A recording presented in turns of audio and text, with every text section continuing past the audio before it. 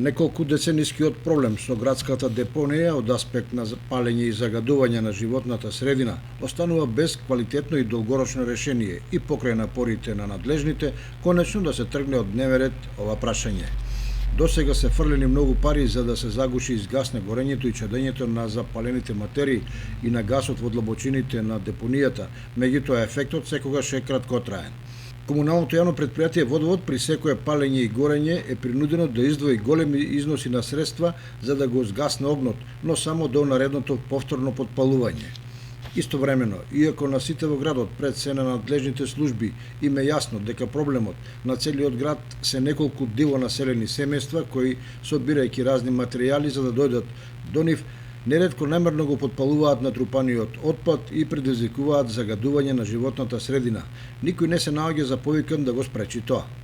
Залудни се повиците на комуналците во редовна законска процедура да се дислоцираат семејствата за да се стави ред околу функционирањето на депонијата.